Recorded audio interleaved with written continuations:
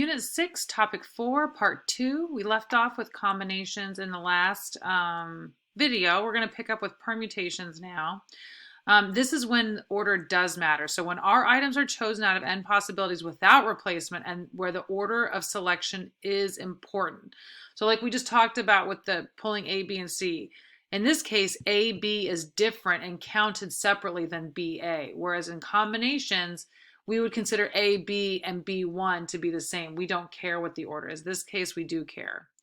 Words that denote a permutation include arrangement, lineups, positions. There are P permutations of size R that may be selected from among n choices without replacement when order matters. So here's our formula. We have n factorial divided by n minus r factorial. If you remember, this looks very similar to what we saw up here for combinations. The only difference is now we're not dividing by that, or we're not multiplying by r factorial in the denominator. As you can see then, that now means that we're dividing by a smaller number, and when you divide by a smaller number and your numerator is the same, you're going to have more. The answer is going to be bigger because when order matters, we expect to get a bigger number than when order doesn't matter. To find the number of permutations, identify n and r and substitute into the above formula and evaluate. So here's some examples. We have how many ways can a 4-person executive committee, president, vice president, secretary, treasurer, be selected from a 16-member board of directors of a nonprofit organization? So let's take a quick look. So here in this case, we have n is equal to 16. That's right here, right? 16 possible board members. And R is equal to 4 because we have a 4-person committee. So we would say that the number of permutations in this one equals 16 factorial over n minus r factorial, n minus r, 16 minus 4, which equals 16 factorial over 12 factorial. And like I said, I'll write it out one more time, but I do want you guys to understand that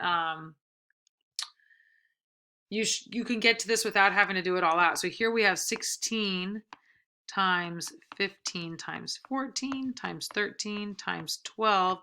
I'm going to write ... times 2. Now on here, we have on the bottom, we have 12 times 11 times 10 times all the way down to 2. Whenever you have ... that means it includes all those numbers in between. Now in this case, the 12 is going to cancel and all these numbers are going to cancel. So what you end up with is 16 times 15 times 14 times 13. Oops, you guys are not able to see that. Sorry. There we go. All right.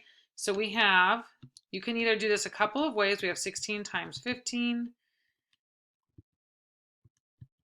times 14 times 13. The answer we're going to get, make sure you guys can see this, is going to be 43,680. So that's one way you can do it with the factorial. But let's go back into our scientific calculator, and we're going to see how we do it over here with the permutations function.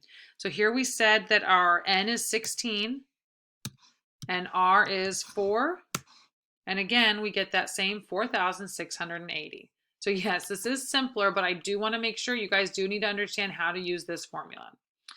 All right, let's look at another example. We have a pianist plans to play 4 pieces at a recital, and how many ways can she arrange these pieces in the program? And this is important because order does matter. If you play songs 1, 2, and 3, it could be very different than playing songs 2, 1, and 3. Okay, so we're going to look at, it looks like we have 4 song options and 4. So in this case, n equals 4 and r equals 4. Oops, again, sorry guys, let me move this over for you.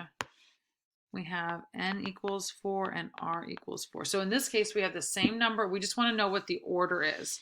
So if we were to write out our permutation, we would say 4 equals, and what did we have? We had n factorial. It's pretty easy here. 4 factorial over 4 minus 4 factorial, which is 4 factorial over 0. Remember, or excuse me, 0 factorial. Remember, 0 factorial is equal to 1. So this is really just 4 factorial, which is 4 times 3 times 2 which is 24. So there's 24 different ways she can arrange those songs. All right. That's it for the examples. Here again are the calculator instructions. So if you have a scientific calculator, look at this. If you have a graphing calculator, use this. And then again, if you have any questions about how to do this in this online one, if you don't have your own scientific calculator, let me know. But you can see here, it's just N comma R. And it's easy to remember because that's the order it shows it here in the notation.